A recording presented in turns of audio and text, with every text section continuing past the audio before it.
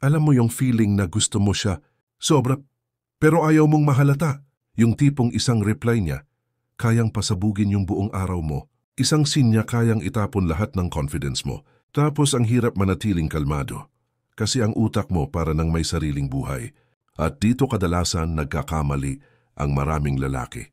Hindi dahil mahina sila, hindi dahil torpe sila, pero dahil pag gusto mo ang isang babae, nawawala yung sense of control mo sa sarili mo.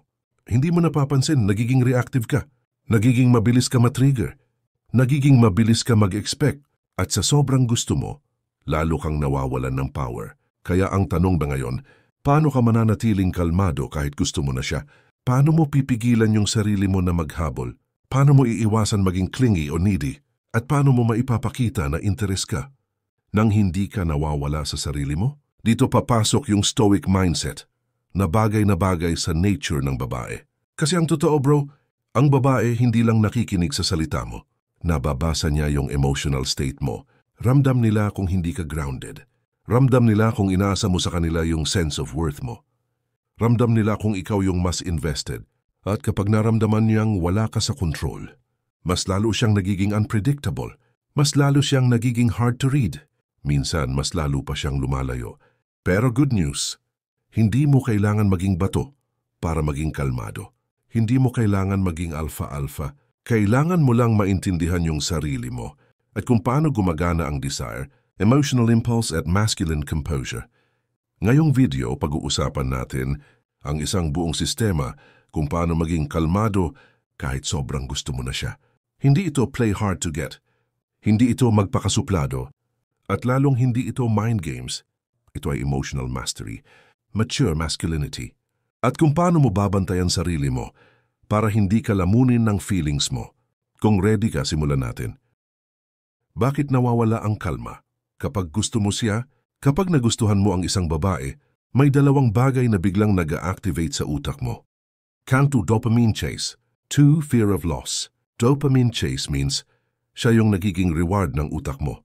Every message, every smile, every moment na sweet siya, may chemical na nagre-release sa utak mo na nagsasabing, bro, gusto ko pa nito. Tapos eto pa, kasabay ng desire, pumapasok yung takot mawala siya. Kahit hindi mo pa siya girlfriend, kahit hindi pa kayo close, nag-activate na yung mental pressure na baka may ibang lalaki, baka hindi kanya type, baka may mas better. Ito yung point kung saan nagsisimula ang overthinking. Ito yung root kung bakit nawawala ang kalma mo. Pero ito yung hindi alam ng maraming lalaki. Hindi niya kailangan gawin anything para maging reactive ka. Ang utak mo na ang gumawa ng trabaho. Kapag hindi mo minamanage itong dalawang forces, ang dopamine at fear of loss. Lahat ng kilos mo magiging exaggerated.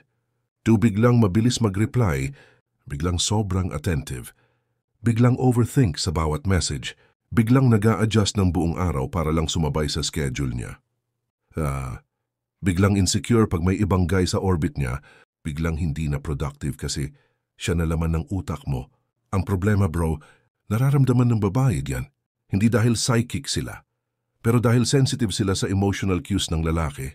Kung hindi ka grounded, hindi sila nakakaramdam ng safety sa presence mo. Kaya ang step 1, hindi pigilin mo feelings mo, kundi intindihin mo muna bakit ka nagkakaganyan. Paano i-control ang emotional impulses? Ang stoicism hindi about pagiging manhid.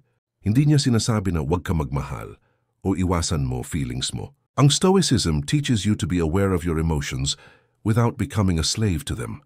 Pag gusto mo ang isang babae, ang pinaka-problema hindi yung desire, kundi yung impulse. Impulse yung urge na i-check kung online siya, tingnan last scene, i-rewrite ang reply mo 5 times. Kasi mag-send ng good morning kasi baka may ibang guy na nag-send. Kasi can't find the seaway di kadun mas. Tapos mag-chat kahit wala ka talagang sasabihin. Fiaso kintamsas, maghabol para lang di ka ma-ignore. Ito yung kailangan mong matutunang hawakan, hindi repression, regulation. Meaning, alam mong gusto mo siya, pero hindi mo hinahayaan yung feelings mo ang magdikta ng kilos mo. 3 technique ang nagwo-work dito. 1. The pause technique. Bago ka mag-reply, bago ka gumawa ng decision dahil lang sa emotion, huminto ka muna kahit 10 seconds. Yung 10 seconds na yon, nakakabalik ng logic. 2. Awareness labeling. Kapag nangangati ka mag-message, sabihin mo sa sarili mo, gusto kong mag-text dahil anxious ako, hindi dahil kailangan. Pag may label, nawawala ang control ng impulse. 3. Rechanneling. Instead of mag-focus sa kanya, ilipat mo sa actions na productive. And gym. Funny skill. Editing. Business. At trabaho. Routine. Hindi para gawin siyang selos, kundi para hindi ka maging dependent sa response niya. Overcoming clinginess. Even if you really like her, ito ang pinakamalaking struggle ng lalaki. Hindi mo gustong clingy, pero lumalabas siya nang hindi mo minamalayan. Clinginess is not about how much time or message binibigay mo. Clinginess is an energy. Ito yung energy na nagpaparamdam sa kanya na, please, sana gusto mo rin ako. Please, pansinin mo ko. Please, wag ka mawala. Kahit hindi mo sabihin yan verbally, mararamdaman niya yan. Paano iiwasan? 1. Don't over-explain your availability. Busy lang ako sa work. Sorry di ako nakareply kagabi. Kung hindi niya tinanong, wag mo i-volunteer. This comes from insecurity. 2. Wag mong gawing center of your day ang schedule niya. Kung may gagawin ka, tuloy mo. Wag mong i-cancel dahil lang libre siya bigla. Women respect men who keep their structure. 3. Don't chase reassurance. Yung mga subtle lines na, okay pa ba tayo? Di ka na nagre-reply ah? Ayaw mo na ba kausap ako? Ito yung biggest mood killer para sa babae. 4. Keep your hobbies, your focus, your routine. A woman will be attracted to you because you have a life. She will stay attracted if you keep that life. Maintaining a masculine frame. Maraming lalaki na papahamak kasi iniisip nila ang masculine frame ay pagiging brusko, paangasan, o pagiging emotionless. Pero hindi yun ang essence nito. Ang totoong masculine frame ay emotional stability. Ito yung ability mong manatiling kalmado, grounded at malinaw kahit may nararamdaman ka. Ang babae, natural niyang sinusubukan kung gaano ka ka-stable. Hindi para sirain ka, pero para makita kung safe ka bang pagkatiwalaan. Hindi nila ginagawa consciously, pero sa way nila magsalita. Magbago ng mood, mag-shift ng energy, makikita mo kung kaya mong tumayo ng matatag kahit naa-attract ka sa kanya. May ilang pillars dito. 1. Predictability in behavior, not in emotion. Ang lalaki na may frame, predictable sa values pero hindi predictable sa emosyon. Meaning, alam ng babae kung anong klaseng tao ka, respectful, calm, may integrity, pero hindi ka reactive depende sa mood niya. Kung minsan sweet siya, minsan cold, minsan walang gana. Hindi ka agad nagfa-flip, hindi ka magtatampo bigla, hindi ka magpaparinig, hindi ka magpaparanoid. Ito yung maturity na nagpapa-feel sa babae na, okay, hindi ko kailangan alagaan emosyon niya. Kaya niya sarili niya. 2. You never compete with other men. Kapag gusto mo siya, mabilis ka madala sa comparison. Makita mo lang may nag-heart react. Bigla mong naiisip, may chance kaya siya doon? Mas type kaya niya yung ganitong guy. Pero the moment na makita kanyang nakabase yung ego mo sa competition, lalong nawawala appeal mo. Ang lalaki na grounded, hindi nagko-compete. Nakafocus siya sa sarili niyang quality. Hindi siya threatened. Kasi alam niyang kung compatible sila, hindi kailangan labanan ng ibang lalaki. 3. You don't oversell yourself.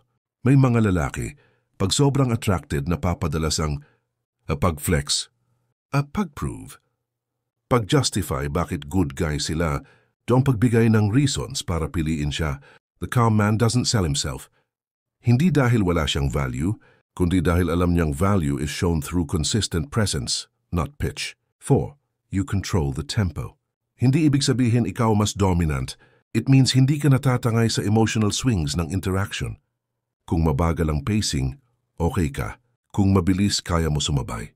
Hindi mo pinipilit. Hindi mo pinapaspasan. Relaxed ka sa flow. At dito nagmumukhang effortless ang confidence mo. Controlling attention and energy. Ito ang factor na madalas hindi napapansin, pero sobrang bigat ng effect. Ang attention mo, para sa babae, parang currency. Hindi dahil nag-iisip siya ng manipulative moves, pero dahil ang quality ng attention mo tells her exactly who you are. At kapag gusto mo siya, sobrang dali mong ibigay lahat. Oras, energy, focus, mental bandwidth. Pero eto ang rule. Kung gusto mong manatiling kalmado, hindi pwedeng buong araw umiikot sa kanya attention mo. Let's break it down. 1. Learn the difference between natural interest and emotional overinvestment. Natural interest. Napapangiti ka kapag nag-message. Kastiwarig siyang sima hay si formwaise. Gusto mo siya kausap, kanstiin dakoy, mandasay siyase. Interesado ka sa story niya, pero hindi mo siya inuuna sa lahat ng bagay. Overinvestment. Checking your phone every 2-3 minutes? Waiting online. Mas adjusting your schedule lagi. Dropping hobbies or priorities. Nawawala focus mo sa real life. Ang challenge, kapag sobrang gusto mo na, mahirap i-separate, pero kailangan mong bantayan yung sarili mo. Ask yourself, kung may kausap akong ibang tao ngayon, ganito rin ba effort ko? Kung hindi, baka nagiging dependent ka. 2. Keep your life busy and full. Ang lalaking productive, grounded, at may sariling mission, hindi agad natatangay sa emotions. Hindi dahil cold siya, pero dahil may ibang area sa buhay niya na equally important.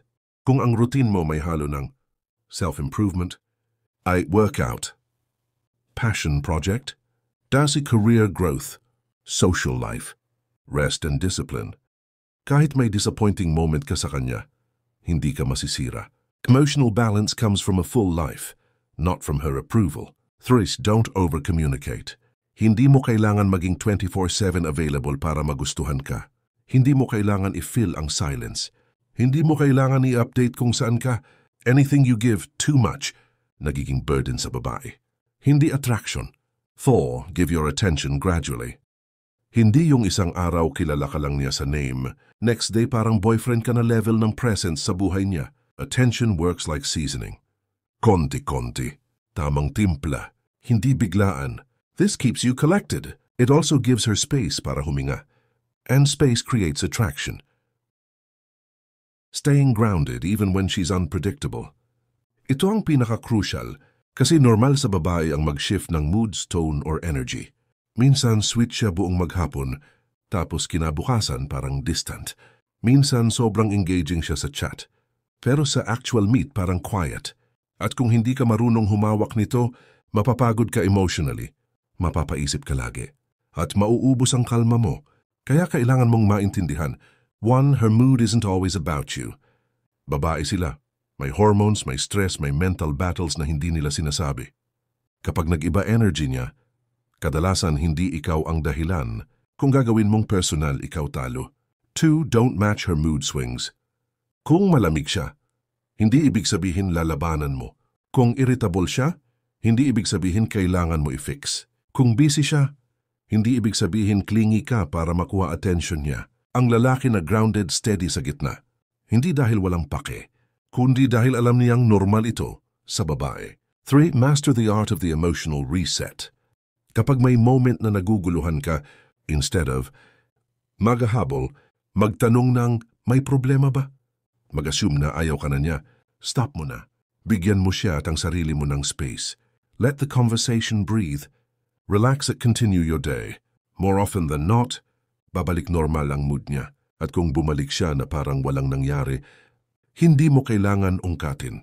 Yun ang emotional maturity. 4. Understand that attraction fluctuates. Hindi constant ang attraction ng babae. May araw na mataas, may araw na normal, may araw na mababa. Hindi yun sign na may mali. Natural yun. Kung panay reassurance ang hanap mo, mas lalo siya mawawalan ng gana.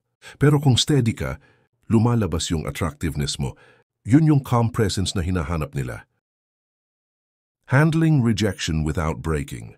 Ito ang fear na nagpapagulo sa lalaki mula simula. Kaya ba ako relaxed kasi may chance? O nagre-relax lang ako para hindi masaktan kung ma-reject ako?